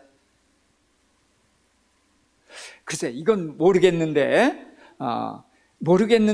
찍어주는 데가 한번 나와. 룻기 한번 가보죠. 룻기 2장 14절 시작. 식사할 때에 보아스가 룻에게 이르되 이리로 와서 떡을 먹으며 내 떡 조각을 어디에 찍으라? 초에 찍으라. 초에 찍으라. 함으로 룻이 곡식 뺀 자 곁에 앉으니 그가 곡식을 주매 룻이 배불리 먹고 남았더라. 그래서 초를 찍어 먹어요. 그래서 아마 여기도 그러지 않았을까? 이제 그런 생각을 해봅니다. 이제 찍는다는 게 초를 찍는 데가 딱 한 군데 나오기 때문에 제가 그렇게 설명을 하는 거예요. 그리고서 유다에게 그 조각을 줬어요. 그랬더니 그 조각을 받을 때에 사단이 그 속에 들어갔다. 그래서 유다에게 내가 하는 일을 속히 하라. 그랬더니 제자들이 그게 무슨 뜻인지 모르고 어떤 이들은 유다가 이제 재정을 맡았으니까 우리가 쓸 물건을 사라 혹은 가난한 자들에게 무엇을 주라 그런 것인 줄 생각했다. 예, 그래요. 자, 유다가 그 조각을 받고 나가니 밤이더라. 자, 지금 여기가 성만찬 시기거든요. 그러니까 이때에 여기는 이제 6월절은 저녁 때 이제 이렇게 하는 거니까 당연히 밤이에요. 그런데 유다가 조각을 받고 나갈 때 밤이더라라고 말할 땐 밤은 낮에 빛에 속해요, 어둠에 속해요? 예, 어둠으로 나갔다. 그 얘기를 이렇게 표현한 것이다. 이렇게 보거든요. 밤이기도 하지만 빛에 있다가 예수님과 같이 있는 빛에 있다가 어둠으로 나가버렸다. 예, 그 얘기를 우리가 볼 수가 있죠. 자, 그가 나간 후에 예수께서 이르시되 지금 인자가 영광을 받았고 하나님도 인자로 말미암아 영광을 받으셨도다. 그래서 예수님의 영광은 십자가에 달려 죽으시는 거예요. 이걸 영광이라고 말씀하시는 분이 이걸 피하게 해달라고 했을 리가 없죠. 그렇죠? 절대로 예수님이 십자가를 피하게 해달랐던 쪽으로는 절대로 이해하면 안 됩니다. 그거는. 자, 그러면서 이제 하나님이 나로 말미암아 영광을 받으신다면 하나님도 나에게 영광을 주시리라. 이제 이렇게 말씀을 하셔요. 그래서 예수님과 하나님은 한 몸이라는 거예요. 하나. 그래서 하나님의 뜻을 이루니까 하나님께 영광을 돌리는 것이고 또 하나님 그에게 영광을 입혀주시고 이제 그런 관계인 것이죠. 그러면서 작은 자들아 내가 아직 잠시 너희와 함께 있겠노라. 너희가 나를 찾으나 일찍이 내가 유대인들에게 너희는 내가 가는 곳에 올 수 없다고 말한 것 같이 지금 너에게도 말하노라. 그러면서 너희가 나를 찾으나 그러니까 내게 올 수 있다는 거예요? 없다는 거예요? 없다는 거예요. 유대인들에게 너희가 나를 찾아도 나 있는데 오지 못한다 그런 것처럼 너희도 오지 못하리라. 자, 그러면서 34절 35절 함께 새 계명을 너희에게 주노니 서로 사랑하라. 내가 너희를 사랑한 것 같이 너희도 서로 사랑하라. 너희가 서로 사랑하면 이로써 모든 사람이 너희가 내 제자인 줄 알리라. 자, 그러면서 새 계명이라는 말씀을 주셨어요. 근데 성경에는 일관되게 사랑 이야기입니다. 그래서 하나님은 무엇이에요? 누구세요? 사랑이셔요. 자, 10계명이 있지만 10계명을 둘로 나누면 무슨 사랑? 하나님 사랑, 이웃 사랑. 그걸 셋으로 설명하면 누구 사랑도 들어가요? 하나님 사랑, 이웃 사랑, 누구? 내 이웃을 누구처럼 사랑하라? 나처럼. 그러니까 누구 사랑해야 돼요? 나 사랑해야 돼요. 이게 나를 사랑하지 않으면 남을 사랑할 수가 없어요. 이거 굉장히 중요한 거예요. 그래서 자존감이 낮은 사람은 사랑을 못해요. 집사님이, 우리 유 집사님이 지금 애들 때문에 아주 그냥 곤욕을 치르고 힘들어하는 게 뭐냐면 그 아이들 속에 사랑이 없거든. 그러니까 집사님이 사랑을 쏟아 부어줘도 아직도 걔네들한테 이게 흡족하지가 않은 거예요. 그래서 집사님한테 굉장히 힘들게 해요. 그래서 나를 사랑하지 못하면 안 돼요. 그래서 이제 그 아이들이 집에서 사랑을 받지 못하게 해서 사랑에 궁핍한자고 상처투성이인 아이들이거든요. 근데 이제 집사님의 사랑을 받으니까 맛을 알아요. 그러면서도 아직도 이게 채워지지 못하니까 집사님께 사랑을 표현 못하고 은혜를 원수로 갚는 것 같이 그렇게 힘들게 해요. 그래서 어떤 때 집사님도 울고 주저앉고 싶어하고 그렇게 이제 힘들게 하거든요. 그런 것처럼 나를 사랑하지 않으면 남을 사랑할 수가 없어요. 그래서 하나님 사랑, 이웃 사랑이지만 거기에 나를 사랑한다. 나를 누가 사랑했어요? 하나님이. 예수님이 나를 사랑했어요. 그래서 그 사랑을 받은 나야, 이 나가 이런 사랑을 할 수가 있는 겁니다. 그래서 이제 그게 십계명이고, 십계명을 크게 나누면 613개의 계명이라고 그래요. 이건 유대인들이 찾아낸 거예요. 성경에서 613개가 하라 하지 말라예요. 하라가 248개, 하지 말라가 365개. 우리가 죄인이에요, 의인이에요? 죄인이기 때문에 우리는 매일 하나씩 하지 말아야 돼. 그래서 365개 하지 말라는 게 있다는 거예요. 그리고 248개가 뭐냐 그랬더니 유대인들이 뭐라고 설명을 하냐면 우리 몸에 이런 그 조직들을 다 뜯어내면 이게 248개라는 거예요. 우리의 몸의 조직이. 손가락이 지금 10개지만 이 매들을 다 떼면 몇 개? 50개 이상이 나오죠. 그렇죠. 이제 이런 것처럼 우리의 몸에 248개라는 거예요. 그래서 온 몸으로 사랑하라. 온 몸으로 사랑하고 우리가 매일 하나씩 죄를 버리고 이제 이렇게 이제 표현도 하거든요. 그래서 처음부터 사랑을 말씀하고 있어요. 그런데 예수님은 새 계명이라 하거든요.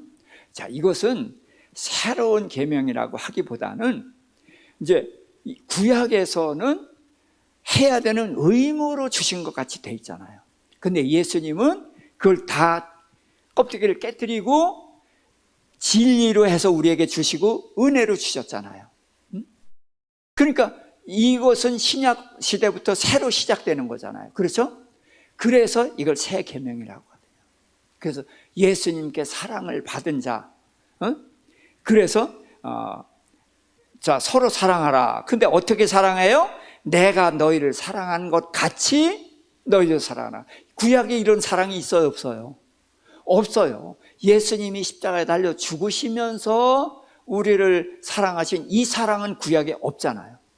그래서 여기서 새 계명이라고 하는 겁니다.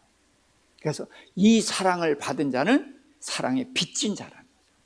그래서 빚진 자로 살아가는 이제 그런 사람이 되라. 그럴 때에 너희가 진짜 내 제자다. 이런 말씀을 하신 거죠. 자, 그러니까 베드로가 주여 어디로 가십니까? 그랬더니 예수께서 자, 거기도 읽어볼까요? 36절 시작. 시몬 베드로가 이르되 주여 어디로 가시나이까? 예수께서 대답하시되 내가 가는 곳에 내가 지금은 따라올 수 없으나 후에는 따라오리라. 예, 지금은 못 따라와요. 그렇죠? 왜? 성령이 아직 안 오셨으니까. 그리고 이들이 아직 자라지 못했으니까. 그러나 후에는 따라오리라. 그러니까 베드로가 따라갈 수 있으면은 우리도 따라갈 수 있어야 되는 거예요. 우리 못 따라가는 게 아니에요. 우리가 자꾸 육신에게 져서 주님을 못 따라가는 것이죠. 그래서 지금과 후에, 자, 이것은 우리에게 여전히 있습니다. 오늘 못했는데 이제 오늘 말씀을 듣고서 우리가 마음에 깨달은 것이 있고 도전이 있으면은 이후에는 할 수 있잖아요. 그렇죠?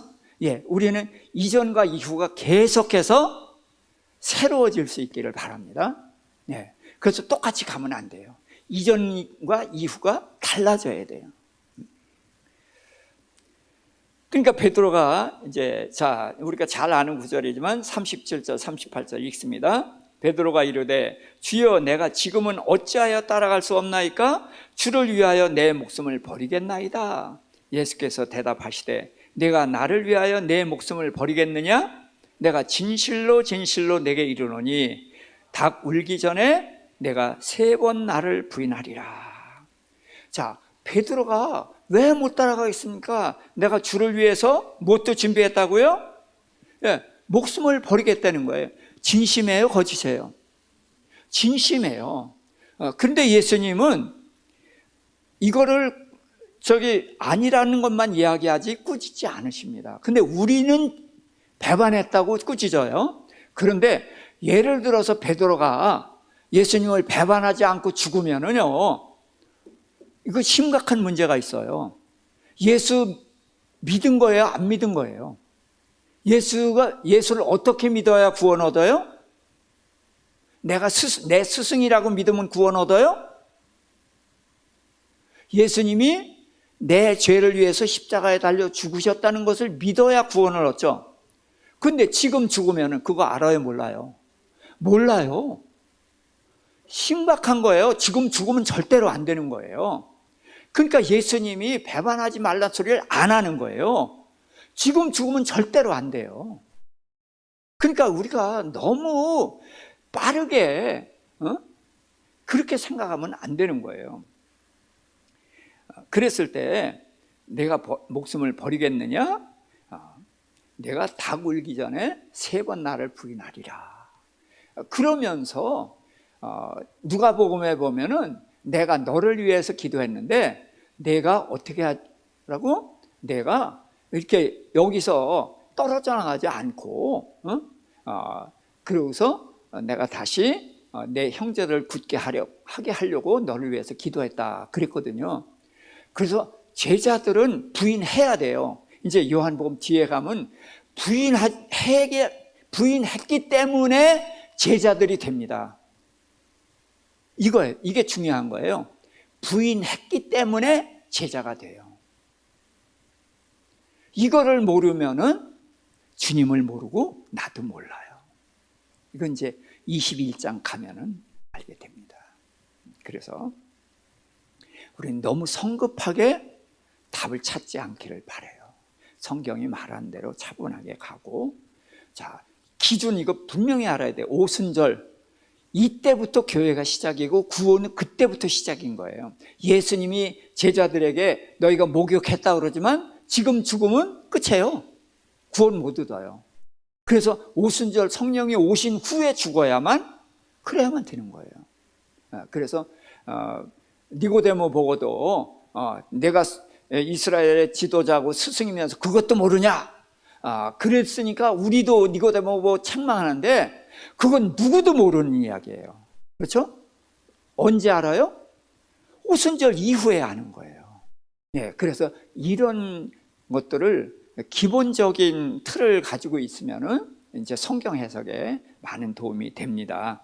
자, 오늘 여기까지 하겠습니다.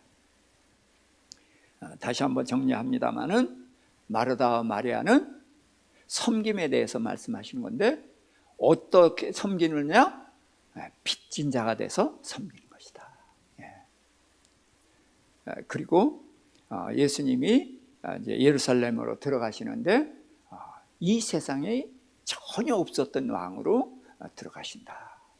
그리고 또 예수님이 세종례를 주셨는데 이것을 통해서 우리는 서로 섬기고 용서하고 사랑하면서 해야 된다. 그러면서 새 계명을 주셨죠. 새 계명이라고 해서 다른 거 아니에요.